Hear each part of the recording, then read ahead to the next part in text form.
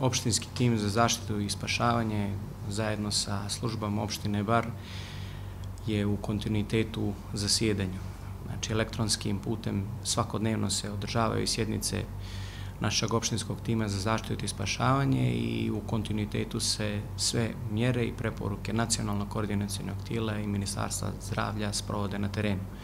Možda smo na samom početku uveli neke rigoroznije mjere koje se sada već pokazuju kao prije svega opravdane. Tu prije svega mislim na zatvaranje gradske kapele i zatvaranje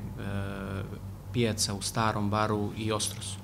Ono što također u kontinuitetu realizujemo prije svega je kontinuirana pomoć opštinskoj organizaciji Crvenog krsta, kako sa nivoa lokalne uprave, tako i sa nivoa svih ostalih službi, tako da možemo slobodno da konstatujemo da smo se svi stavili na raspolaganje prije svega opštinskoj organizaciji Crvenog krsta.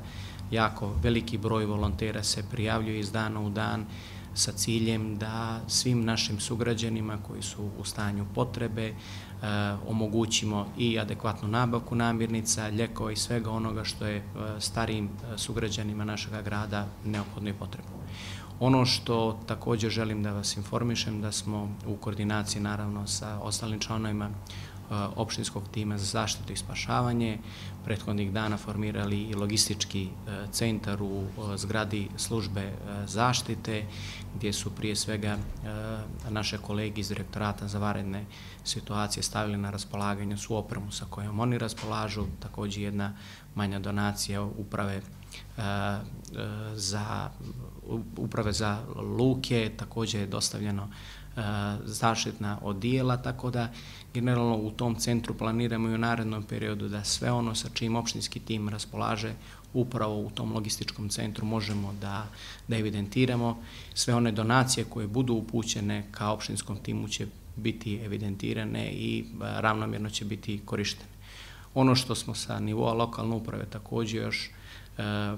prije 2 dana pokrenuli, to je jedna kampanja koja se zove Čuvaj sebe, čuvaj mene. Svi opštinski bilbordi i bilbordi turističke organizacije Bar su oblijepljeni sa tom kampanjom sa ciljem prije svega da stavimo do znanja našim sugrađanima koliko je bitno ostati doma i koliko je bitno držati tu socijalnu distancu. Od prije 3 dana u našoj opštini, to jest u Sutomoru,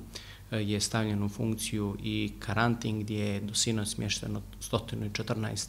osoba iz Crne Gore koji su došli u našu državu i ono što moram da istaknem da karantin savršeno funkcioniše do sada, da nema nikakvih problema, u konstantnoj smo komunikaciji, sve ono što je potrebno za karantin i mi sa nivoa lokalne uprave i opštinskog tima obezbeđujemo i za sada nemamo problema u tom dijelu. Ono što moram i ovom prilikom da istaknemo, to je jedna ogromna zahvalnost građanima Bara koji su prije svega pokazali visok stepen odgovornosti i discipline u dijelu primjene svih ovih mjera i preporuka nacionalnog koordinacionog tijela, Ministarstva zdravlja i preporuka koje smo mi sa nivoa lokalne uprave, odnosno opštinskog tima za zaštitu i spašavanje upućivali prema našim građanima.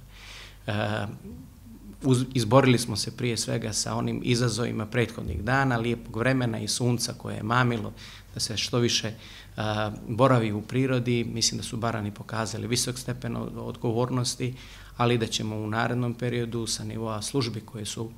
zadužene za sprovođenje ovih mjera pooštriti kontrolu sa ciljem da što manje ljudi bude prisutno na javnim prostorima i da što više ljudi ostane doma.